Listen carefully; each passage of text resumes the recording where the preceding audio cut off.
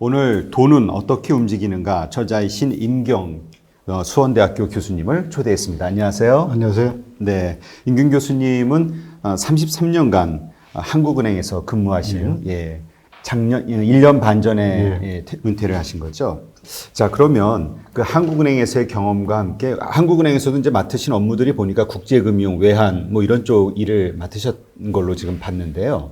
거기도 조금 있었고요. 주로 담당했던 것은 금융시장 분석, 금융제도, 뭐 통화정책 이쪽을 담당했었습니다. 네, 그렇군요. 우리는 통화정책하고 외환정책이 있는 반면에 미국은 그냥 통화정책만 있을 뿐이죠. 네. 우리나라 환율 중에서 제일 중요한 게 원달러 환율이지 않습니까? 원달러 환율의 변동 요인은 우리나라 쪽에도 원인이 있지만 미국 달러 쪽에도 원인이 있거든요. 어떻게 보면 달러 쪽의 변동 요인이 원달러 환율에 더 큰 영향을 미친다고 볼 수가 있죠. 그러니까 달러 지수는 달러는 유로와 달러의 관계, 또 엔과 달러의 관계, 위안화와 달러의 관계 이런 모든 것에서 달러가 이제 기축 통화이기 때문에 달러가 이제 그 중심을 잡는 것이고요. 그것을 다 어떤 가중치를 두어서 곱해서 달러와 지수라는 것을 또 만들어내기도 하죠. 그러니까 전 세계 통화에 대해서 주요, 아주 그 작은 나라들을 빼고 주요 통화에 대해서 달러가 지금 얼마나 강세냐 또는 뭐 약세냐 하는 그 지수를 따로 만들어내기도 하고 또 뭐 유로 대비 달러가 얼마냐 뭐 이런 거를 나타내기도 하죠. 그래서 우리가 원달러 환율을 볼 때 한 가지 염두에 둬야 되는 것은 환율이 올랐다 내렸다 했을 때 그것을 자꾸 우리나라 사람들이 그것을 우리의 어떤 요인이라고 보는 것들이 있습니다. 그러니까 만약에 달러가 유로화 대비 강세였는데 또 우리 원화 대비도 강세였다. 그러면 우리 원화 대비 강세의 요인이 달러 요인이 상당히 많다는 거죠. 그러니까 달러가 유로나 엔화나 위안화에 대해서 다 강세였는데 원화에 대해서도 강세였다. 그건 우리의 요인보다 미국의 요인이 훨씬 크다고 물론 또 여러 가지 또 구체적으로 따져봐야 되겠습니다만은 그렇게 볼 수가 있겠습니다. 네. 그러면 이제 우리가 보통 이렇게 환전을 한다고 할 때 원화하고 이제 외화하고 교환을 하잖아요. 어떻게 바꾸게 되는 거죠? 기준 환율이라고 하는 것들이 정해지는데 원달러 환율의 시장은 사실 전 세계에 있지 않고 딱 한국에만 있습니다. 그러니까 거기서 이제 수요와 공급에 따라서 정해지는 거죠. 물론 해외에 있는 것들은 이제 그 NDF라고 뭐 하는 것들이 있는데 그것도 약간 영향을 미치지만 일단 국내에서만 이루어진다. 그러니까 국내에서만 이루어지는 것은 그러니까 수출해서 들어온 것들, 뭐 수입해서 나가는 것들, 또 외국인들이 또 뭐 주식이나 채권 투자를 통해서 들어오는 것들, 그 모든 것들이 다 합쳐져서 이루어지는 것. 그 순간에. 그러니까 하루 종일 이루어지는 것이죠. 하루 종일. 그것을 팔고 사고 뭐 이렇게 이제 해서 이루어지는 것이고 거기에 따라서 이제 원화가 증발되는 거죠. 되거나 아니면 원화가 다시 또 들어오거나 뭐 이런 것들이 발생되겠습니다. 그러니까 거기에 한국은행이 외환시장 개입을 한다거나 뭐 그렇게 되는 거죠. 그러니까 우리나라에 들어오는 달러는 결국은 많은 그 사이에 조정 과정을 거치지만 마지막 순간에는 그것이 한국은행으로 들어온다고 봅니다. 그러니까 그 조정된 이후에 그러니까 해외로 빠져나가지 않은 달러 중에서 남은 달러는 어디로 갔느냐 이렇게 물어보는 사람들이 많습니다. 네. 그러니까 뭐 은행들이 포지션 조정을 하고 기업들도 뭐 외화를 좀 더 가지고 있을 수가 있지만 그 많은 달러를 자기네 금고에 갖고 있는 대기업은 없을 겁니다. 왜냐? 그건 바보나 하는 짓이죠. 그걸 은행에 예금하면 달러 이자를 받는데 그냥 돈을 놀리면 안 되는 거거든요. 은행들도 포지션 조정을 하지만 자기네들이 가지고 있는 포지션 조정에 또 한도가 있기 때문에 그래서 남았을 때 그것이 이제 환율에 영향을 미치게 되니까 그때 시장 가격으로 그것이 이제 한국은행이 그걸 사주게 되죠. 그러면 그것이 한국은행으로 들어와서 그것이 외환 보유액이 되는 것이고요. 달러를 샀을 때 그냥 사는 것이 아닌데 원화를 내주게 되면 원화가 또 시장에 풀리지 않습니까? 그러니까 달러를 사는 순간 그것이 원화 금리에 또 영향을 미치게 되는 거죠. 하면 돈이 많이 풀리게 되면 너무나 많이 풀렸다. 그러면 또 이제 채권을 발행을 해서 그러니까 통화안정증권이라고 하는 채권을 발행을 해서 채권을 주고 다시 또 그 그 원화를 걷어들이게 되는 거죠. 그러면 달러를 사서 외환보유고를 갖고 있으면 뭐 미국 국채 금리를 수입할 수는 있지만 그 대가로 통화증권을 발행하니까 거기에 대한 원화 이자가 나가게 되는 거죠. 그러니까 한국은행 밸런스의 크게 차변에 외환보유액, 대변에 통화증권 발행이 두 개가 그 큰 두 개의 이제 규모를 차지하고 있는 밸런스 시트가 있는 것이고 그 두 개는 또 손익계산서에 영향을 미쳐서 수입에 이제 외화 자산 운용 수익이 잡히는 반면에 또 비용 쪽에는 통화안정증권 비용. 그래서 거기서 이제 네트로 해서 순이익이 얼마나 나왔냐. 물론 다른 수익 비용도 또 있습니다만은 큰 두 개가 그렇게 돼서 이제 그 단기 순이익이 결정되게 되는 거죠. 네. 그러면 지금 말씀하신 거는 예를 들어서 이제 기업들, 이제 우리가 달러가 한국에 들어오는 경우는 이제 그 기업들이 외국에서 이제 뭐 결제받은 돈이라든가 이런 것들이 들어오잖아요. 혹은 국내에 있는 어떤 외국 기업들이나 투자자들이 그 이미 기존에 투자한 그 달러를 이제 원화로 투자한 그거를 이제 달러로 교환하고자 하는 어떤 욕구, 요게 이제 서로 부딪히는 거지 않습니까? 예. 그러면 기업이 만약에 그냥 은행에다 예금을 그냥 교환하지 않고 원화로 바꾸지 않고 그냥 달러를 자체를 그냥 예금하는 경우, 예. 그냥 이것도 한국은행으로 다 들어간다는. 그렇지 않죠. 그러니까 제가 아까 말씀드린 것은 해외로 빠져나가지 않는 외화는 해외로 빠져나가지 않는 그 달러는 한국은행에 들어온다고 말씀드렸지 않습니까? 해외로 나간 것은 재변적인 국내에 이제 외화 예금을 하면 어떻게 되느냐? 네. 하면 뭐 국내 시중은행이 예를 들면 국민은행이나 신한은행이 그걸 받아서 자기네 금고에 쌓아두지 않거든요. 네. 그것도 해외에 투자를 하잖아요. 아, 저는 그냥 이 국민은행에다 예금을 맡기고 있지만 예. 얘네는 그걸 가만히 있는 게 아니라 이것도 움직이는군요. 당연하죠. 아, 그러니까 이 은행이라고 하는 것은 그러니까 은행이 어떻게 영업을 하느냐, 은행이 어떻게 생존을 하느냐 하면 딱 한 가지라고 볼 수 있습니다. 차이를 유발시키는 거죠. 그러니까 한쪽은 원화, 한쪽은 달러, 또는 한쪽은 안전자산, 한쪽은 위험한 자산, 또는 한쪽은 만기가 짧은 예금, 한쪽은 만기가 긴 대출. 그 차이가 생기면, 그러니까 마치 그 바이메탈이라고 하죠, 그죠? 예, 뭐 하나는 쇠인데 하나는 구리. 이렇게 되면 이것이 온도가 어떻게 변하면 이게 휘어지기도 하고 그러잖아요. 그러니까 그런 온도 차이를 감안해서 두 개의 금속의 재질을 달리 운용함으로써 거기서 생기는 그 이익을 찾는 것이 은행이다. 근데 그것은 항상 위험이 따른다. 그러니까 예를 들어서 기업이 됐든 개인이 됐든 예를 들어서 달러를 은행에다 저금을 했어요. 외화 예. 달러로. 근데 그 은행은 예를 들어서 국민은행이다. 그럼 그 국민은행은 이걸 가지고 또 이제 뭔가 활동을 해서 이익을 벌 수도 있고 오히려 손해가 날 수도 있고 그렇다는 거죠. 그렇죠. 예. 그러니까 항상 그 은행이 주의해야 될 것은 외화로 했으면 가급적이면 외화로 맞춰줘야죠. 그 차이를 약간만 벌려야 되지. 많이 벌리게 되면 환율이 올라가거나 떨어질 때 큰 손해를 보게 되니까 그 차이를 아주 안전하게 가려면 자산 부채 규모를 똑같이 맞춰야 되는데 그러면 이익이 하나도 또 발생을 안 하게 되죠.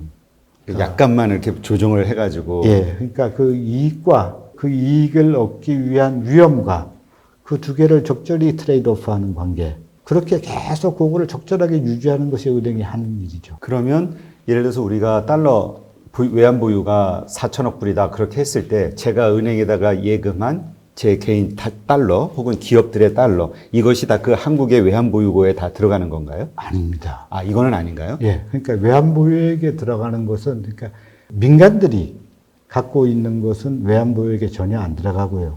그 소유의 주체가 누구냐? 거기 딱 두 가지밖에 없습니다. 하나는 한국은행, 하나는 기재부가 가지고 있는 외평기금, 외국환 평형기금. 우리 보통 이제 외평기금이라고 부르는데 그 두 개가 소유하고 있는 외화가 지금 4천억 불이 된다는 거죠. 아, 그러니까 그거는 말 그대로 정부의 돈, 예. 정부가 가지고 있는 공적 비상금이라고 할 수가 있는 거죠. 그러면 이제 우리가 보통 그 외환 보유가 이렇게 4천억 불이면 이래서 많이 있는 거잖아요. 예. 많이 있는 건데 이렇게 위기가 발생하고 나면 예. 막 그 환율이 막 올라가고 예. 막 이러잖아요. 예. 그럼 그때마다 그 한국은행에서 이렇게 외환 관리를 한다고, 그러니까 환율 관리를 한다고 하면 그 가지고 있는 달러를 갖다가 막 이렇게 싸게 파는 건가요? 그래서 이게 가격을 맞추려고 노력을 하나요?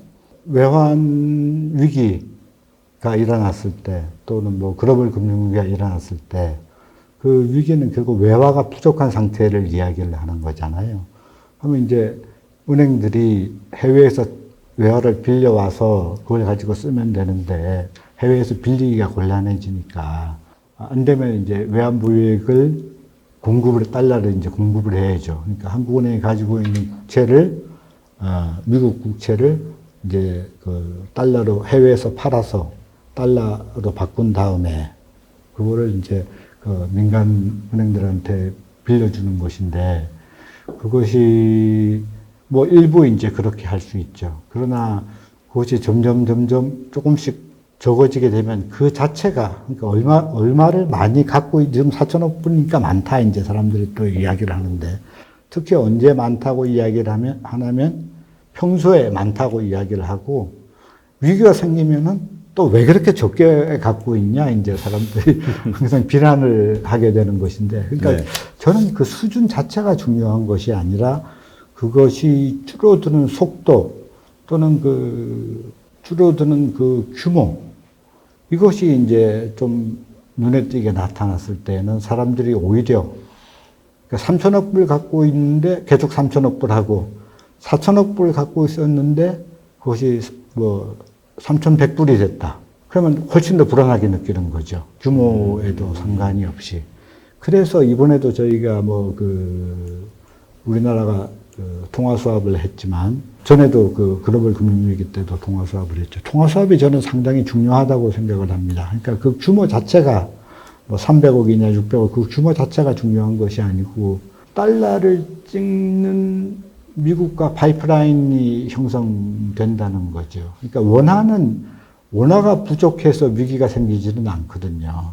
왜냐면 이제 한국은행이 조폐공사한테 또 돈을 좀 찍었으면 좋겠다. 하면 찍어서 그냥 계속 풀면 되니까요. 나중에 무슨 일이 생기더라도 일단 원화는 찍을 수가 있는데 달러는 찍을 수가 없잖아요. 그러니까 이제 달러를 찍는 것과 물통이 있는데 뭐 저수지하고 파이프를 연결했다. 네. 뭐 이렇게 볼 수가 있는 것이고 그것이 이번에 아주 초기에 이제 코로나 팬데믹이 있었을 때 아주 초기에 일어난 것은 두 가지 의미에서 상당히 중요하다고 봅니다. 하나는 그것이 초기에 했기 때문에 중간에 했으면 또 사람들이 여러 가지 오해를 불러일으킬 수 있거든요. 돈이 모자라기 때문에 그걸 하나? 이렇게 생각할 수가 이제 초기에 하니까 돈이 모자란 것은 아닌데 이것이 형성되었다. 한 그런 오해를 불식시킬 수 있는 점에서 상당히 뭐 괜찮다고 생각을 하고요. 두 번째는 달러를 찍는 쪽에서 한국을 파트너로 인정했다는 거죠. 글로벌 금융위기 때는 저희가 1순위로 들어가지를 못했습니다. 네. 항상 그 선진국들을 먼저 하고 그 다음에 이제 서드 티어 정도로 저희가 이제 그때 뭐 싱가포르, 뭐 브라질 이런 데하고 같이 했었는데 그때 제가 BIS 글로벌 금융위기 때 국제회의에 이제 한국은행 대표로 해서 한번 참석한 적이 있었는데 옆에 브라질 중앙은행 직원이 그런 얘기 하더라고요. 아르헨티나도 이번에 신청을 했는데 안 됐다. 그러면서 상당히 좀 브라질하고 아르헨티나하고 아마 한일 관계처럼 좀 그런 관계에 있는지는 모르겠으나 바로 옆에 있는 뭐 축구에서도 서로 또 그렇죠. 뭐 아주 서로 네. 경기 라이벌이죠. 그럼 상당히 경제적인 어떤 상황에 있어서 자기네가 월등히 낫다. 그래서 미국이 자기네들을 해준 것이다. 뭐 이렇게 이야기를 하는데 그 측면에는 또 여러 가지 측면들이 있습니다. 그러니까 미국 해준 거 우리를 위해서 해준 것도 물론 있겠지만 자기네들을 위해서 하는 거죠. 다른 나라들이 달러가 부족해서 미국 채권을 팔까봐 미국은 자기네 금리를 낮게 유지해야 되잖아요. 지금 QE에서 양적 완화를 하는 것도 금리를 다 낮게 하기 위해서 그렇죠. 하는 것인데 미국 국채를 팔게 되면 자기네들이 유지하려고 하는 정책을 펼 수가 없는 거거든요. 그것이 이제 또 자기네 입장에서 하나가 있고 또 하나 좀 더 깊이 들어가자면 미국의 달러의 기축통화 제도를 유지하고자 하는 것들이 있던 거죠. 지금 위안화나 이런 유로가 달러 달러를 대상으로 기축통화 전쟁을 벌일 그런 전혀 위치에 있지 않다고 저는 생각을 하지만 예. 예, 너무 그 체력의 차이가 나기 때문에 처음에는 유로에 대한 기대감이 컸었잖아요. 근데 이제 그렇죠. 완전히 무너진 것 같아요. 예, 뭐 위안화가 요새 좀 한다고 하는데 저는 뭐 몇십 년 후에 뭐는 모르겠으나 뭐 최소한 10년 뭐 20년 내에는 가능성은 저는 없다고 보는데 하여튼 달러 패권에 있어서의 세계 경제가 최소한 통화에 있어서 어떤 흔들림이 있어서는 안 되겠다 하는 그런 의도가 또 그 밑에 깔려 있다고 이제 생각을 할 수 있겠습니다. 네. 그러면 이제 이런 거잖아요. 예를 들어서 우리가 환율이 지금 1,200원이에요. 근데 막 이거 뭐 여러 가지 불안한 어떤 요인들에 의해서 1,250원, 1,300원, 1,350원 막 올라간단 말이에요.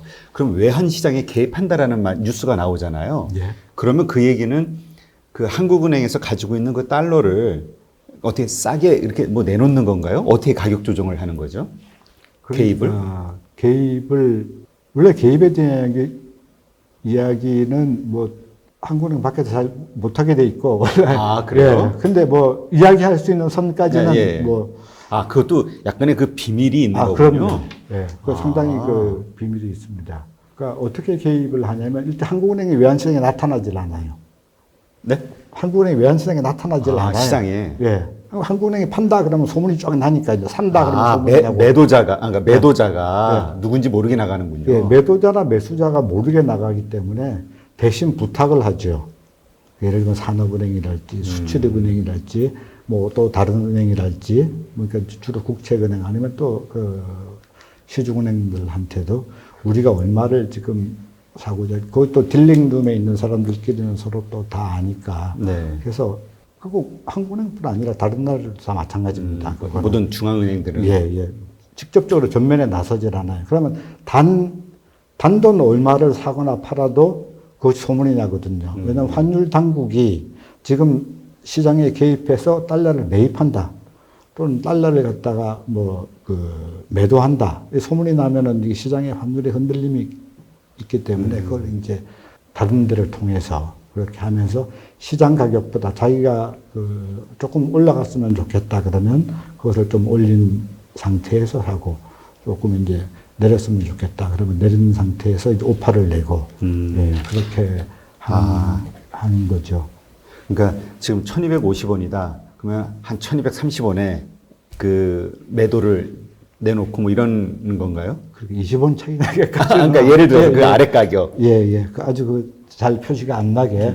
예, 조금씩. 예. 그러니까 그걸 이제 우리는 그 스무딩 오퍼레이션이라고 하죠. 그러니까 스무스하게. 예, 잘 표시가 안 나게. 예. 이건 이제 가장 기본적인 방법이고 이 외에도 여러 가지 말할 수 없는 그 비밀스러운 방법들이 있나 보죠? 가장 쉽게 이야기할 수 있는 것은 말로 하는 거죠. 예. 지금 환율 인상 속도가 빠르다. 이렇게 이제 그 담당 부총재거나 부총재 또 심지어는 그럴 때는 아주 또 기자회견 한다 그러면 총재님도 그런 말씀을 하실 수가 있죠. 그러니까 저희는 그거는 총알을 사용하지 않은 전쟁이라고 이야기를 하는 것인데 그때 말하는 것도 일반적으로 지금 환율 수준이 높다. 지금 환율 수준이 낮다. 이렇게 절대 이야기를 안 합니다. 지금 환율 인상 속도가 빠르다. 이런 식으로 이야기를 하죠. 그러니까 그 수준에 대한 언급은 상당히 하지 않습니다. 그리고 이제 필요하다면 그렇게 그 다른 제3자를 내세워서 이제 매수를 하든 매입을 하든 매도를 하든 그렇습니다. 그런 식으로 가는 거군요. 네, 그런 방침을 알려주면 그러니까 과거에 언젠가 한 15년 2004년 몇 월 달이었던 것 같은데 이런 일이 있었습니다. 그러니까 국회에 이제 보고하는 그런 한국인대 국정감사도 하고 국회에 보고하는 과정에서 그냥 아주 원론적으로 외환보유액 운용과 관련된 것이었는데 한국은행 보유 외환보유액을 그 투자 대상을 좀 다변화하겠습니다. 이제 이런 것들이 그냥 선언적으로 한줄 들어갔었는데 그것이 국제금융시장에 충격을 준 거예요. 한국은행이 달러를 팔려나 보다. 예. 그때 달러가 안 그래도 좀 약세에, 다른 동화 대비 약세에 있었는데, 그러면 야, 한국은행이 판다면 태국은행이라고 못 팔겠냐? 뭐 인도네시아는, 말레이시아는 신흥국들은 다 팔 예. 것이다. 아니 또 그 뭐 유럽에 있는 국가들도 팔 수가 있는 것이고 그래서 상당히 좀 충격을 주면서 달러와 그 하락 요인에 뭐 그게 이제 그 국제금융시장 레포트에 올라가기도 하고 그래서 이제 해명도 그런 뜻은 아니었다 뭐 해명도 하고 그랬는데 그러니까 외환시장의 움직임이라고 하는 것은 그만큼 딱 한 줄 들어간 것이 엄청나게 시장에 영향을 미치기 때문에 뭐라고 말하기가 상당히 조심스러운 것이고 또 뭐 외환 보유액이 어떻게 구성되어 있냐 이런 것들은 전혀 대외적으로 공표를 하지 않는 것이 일반적인 룰이고 또 그렇게 한다면 또 시장에 충격을 주고 또 그걸 발설한 사람은 자기 업무상의 어떤 그런 것을 보안사항을 위배한 것이 되는 거죠. 아, 무섭네요. 네. 말하면 잘못하면.